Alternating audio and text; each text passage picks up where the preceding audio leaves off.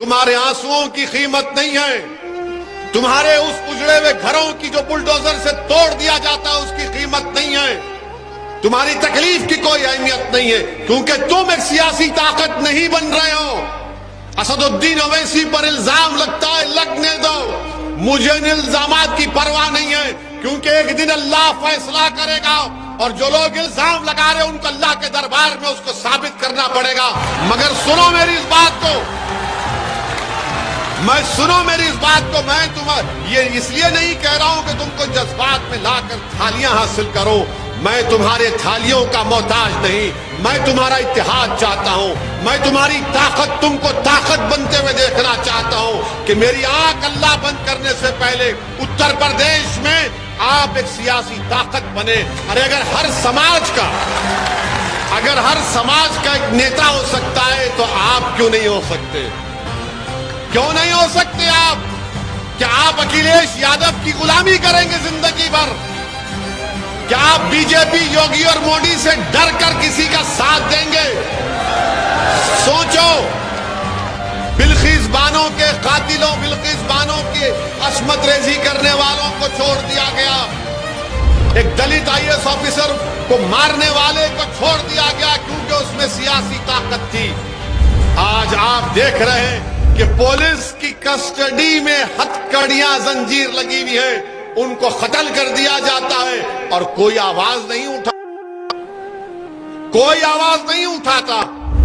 और कौन आवाज उठाता है? जिसको बी टीम कहते वो आवाज उठाता है, जिसको गाली देते वो आवाज उठाता है, जिसके ताल्लुक से नहीं मालूम क्या क्या कहा जाता है, हम आवाज उठाते हैं। हम पूछते हैं कि कैसे हुआ? अरे ये समाजवादी का नेता अखिलेश यादव एयर कंडीशन कमरों में बैठकर एक फोन लेकर 280 वर्ड का ट्वीट कर देता है। अरे नाम तक नहीं ले सकता अतीक कौर अशरफ का। आज उत्तर प्रदेश में एक खौफ का माहौल है और उत्तर प्रदेश के मुख्यमंत्री कहते हैं कि उत्तर प्रदेश में सब चंगा है। बड़ा ही झूठ को कहते हैं। 2017 से 2022 तक 35,000 फिरक़े फसादात उत्तर प्रदेश में हुए, तो उत्तर प्रदेश में कहां चंगा है? आप बताइए, हर साल 5 साल में हर साल को ऐसा साल नहीं जाता जहां पर दलितों पर अत्याचार नहीं होता। 11,000 हर साल, माने 2017 से 21 तक हर साल 11-12 हजार दलितों पर, उन पर अत्याचार के वाकयात होते हैं। ये कहां से फिगर आया? ये मोदी सरकार का एनसीआरबी का डेटा कहता है, मगर उत्तर प्रदेश के मुख्यमंत्री कहते हैं कि उत्तर प्रदेश में सब चंगा है। वो कहते हैं कि माफिया खत्म हो चुका है। अरे अगर माफिया खत्म हो चुका है तो बताओ, बीजेपी में जो जितने लोग हैं उन पर जो मुकदमे हैं, उन पर जो क्रिमिनल केस है, उनका आप क्या करेंगे? मेरे अजीज दोस्तों और बुजुर्गों, बड़े अफसोस के साथ कहना पड़ता है कि आज हम एक डर और खौफ के माहौल में अपनी जिंदगी गुजार रहे हैं। मुरादाबाद में रमजान के दौरान किसी ने अपने गोडान में तरावी की नमाज का इंतजाम किया गया तो वहां पर जाकर छापा मारा जाता है। अभी हम मगरिब की नमाज एक नमाज मस्जिद में पढ़ रहे थे, हमको बताया गया कि मस्जिद के ऊपर छत डाला जा रहा था तो छत का काम रुका दिया गया है। बताओ फिर ये आखिर एक तरफा तमाशा क्यों होता है?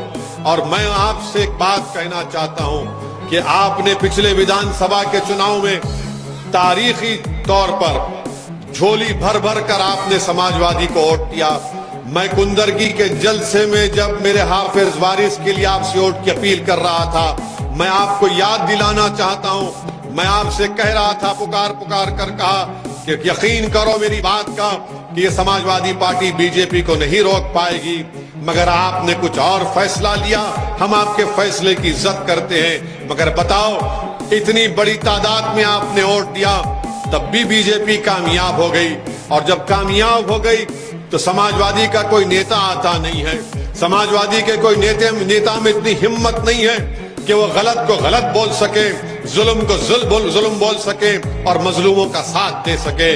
आज यही वजह है कि आपने वोट तो दे दिया उनको, किसी को आपने अपना विधायक बना लिया, मगर उनकी जबान नहीं खुलती। विधानसभा में जाते हैं और गूंगे और अंधे बनकर बैठते हैं, इनकी जबान नहीं खुलती वहां पर।